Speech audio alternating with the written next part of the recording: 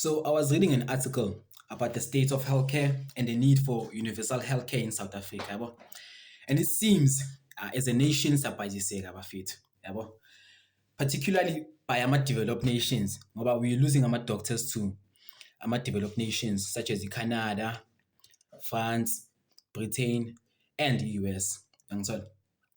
To an extent ukuthi South Africa's High Commission like yabhale appeal to the government of Canada ukuthi they must stop recruiting medical doctors from South Africa.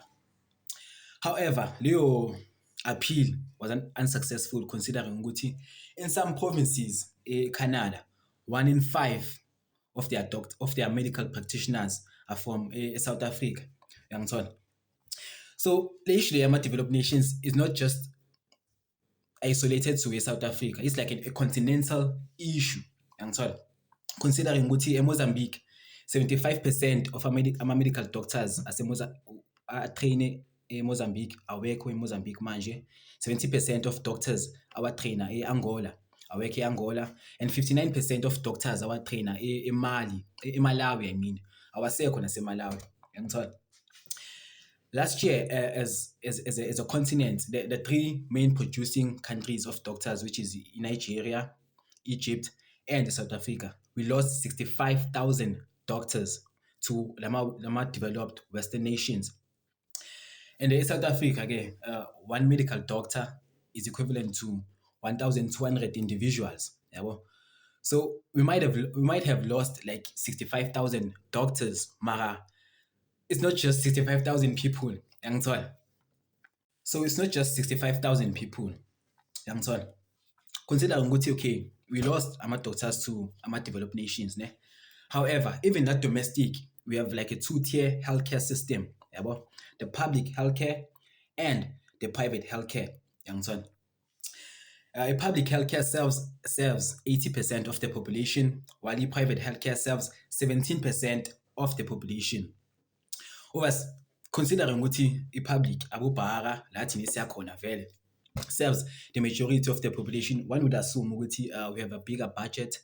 Lama doctors lanka are remaining, despite lanka we lose to developed nations, the remaining doctors, one would assume ukuthi they fall under a public sector. But unfortunately, they do not.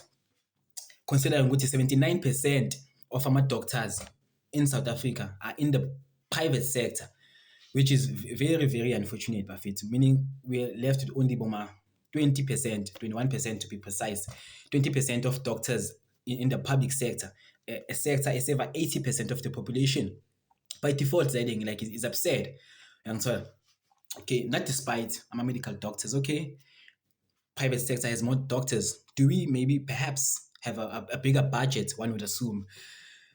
But it seems the public sector and the private sector have an equivalent budget of 100 billion rands. So Tina, public sector, obviously, we spend 100 billion on serving 80% of the population with 21% of the medical doctors, while the private sector, which serves 17% of the population, spends 100 million. Like they have the same budget as us. When I think about it for a second, that like is a bit preposterous in fit.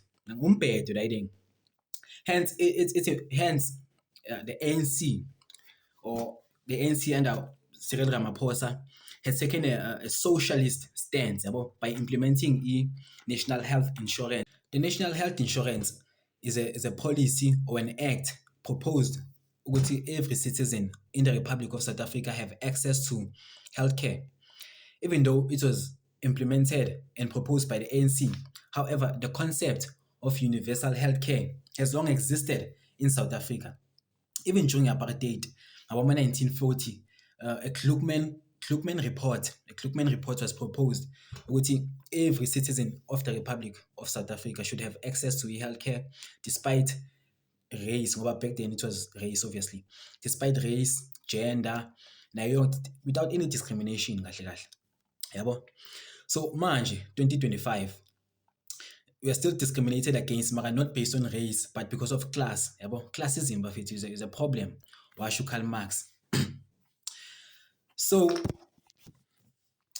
So when implementing national health insurance, every citizen will have access to healthcare regardless of ukuthi ubani, uphumaphi, which language do you speak, wazibani, nayo yonke le thing, which is a good step for the republic considering ukuthi siphumaphi as a nation nayo yonke le thing, yabo.